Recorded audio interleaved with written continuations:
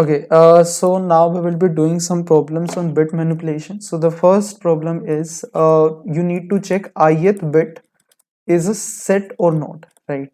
So let's say you have some binary number, right?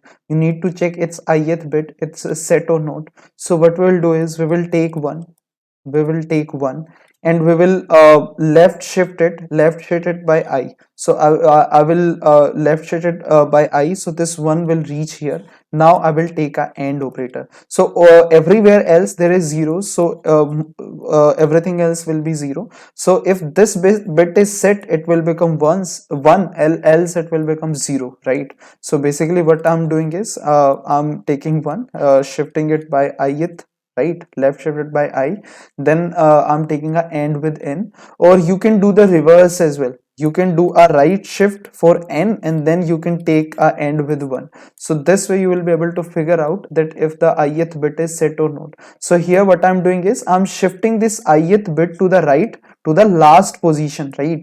Then I will take a AND and then I'll see what's happening, right? So that will also work. You will be able to see whether ith bit is set or not, right? And also a left shift, what a left shift will do, it will multiply with the 2 raised to power I. What a right shift will do, it will divide by 2 raised to power I. So let's say if you need to check if a number is even or odd, okay, or let's say you need to check whether a number is a multiple of 2 or not, so what you will do?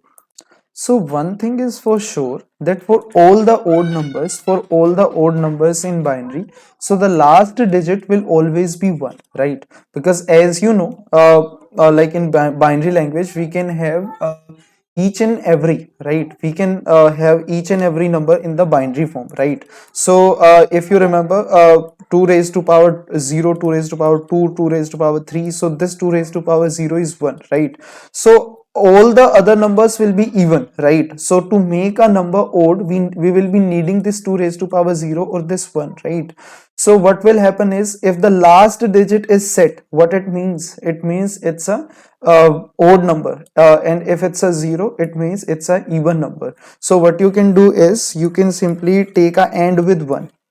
You can simply take a AND with 1 and you will be able to figure out whether it's a even number or odd number. Obviously n modulo 2 equal to 0, this operation is slow as compared to this bit operation. If you say n and 1, obviously we are fighting for time and space, so this n modulo 2 equal to 0 will be slower.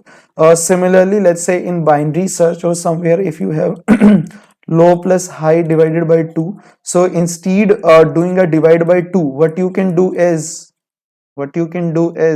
left shift or a right shift. For dividing it by 2, we can do a right shift, right? So we can do a right shift by 1.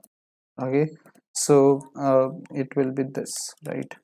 So next, let's say you need to check whether or not ith bit is set or not, right? You need to check ith bit, oh sorry, we are done with ith bit set or not. So you need to set ith bit. Okay, let's say you need to set ith bit. You don't know whatever the previous value is. Let's say you have a binary number, right? uh, and you need to set the ith bit. It could be a 0, it could be a 1, right? So you need to set the ith bit. So just give a pause for 1 second and just think about it, how we can do this. As simple as that, again we will take this one. Again we will take this one. We will shift it to the ith bit. We will shift it to the ith bit, right? We will take a OR. Now no matter what, here is a 1 or a 0. If we take a OR, it will give me a 1. So it will basically set the ith bit, right? And similarly, let's say if you have to unset the ith bit, just give again 1 second pause and think how we can do that. So simple. Let's say if we need to unset, right? We need to unset. The problem is unset. So as simple as that. If it's already 0, and just left shift the 1 and then take a XOR. So it will obviously odd number of ones. It will give me 0, right? So this is way you can unset, right? Next, let's say you need to find if it's a power of 2 or not. power of 2 or not, right?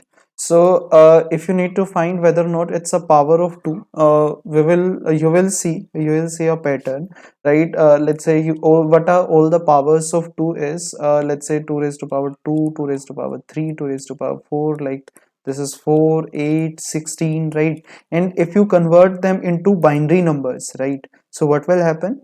So it's like is it okay?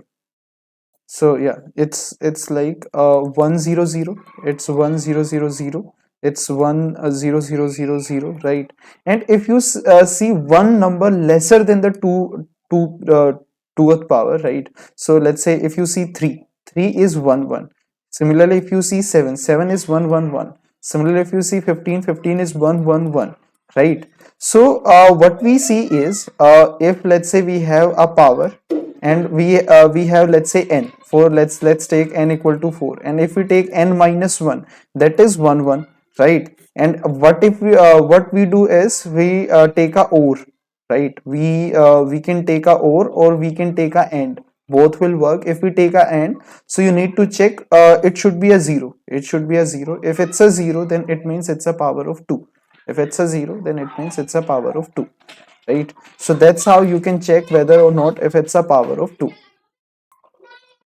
Okay, please ignore the background noises, right?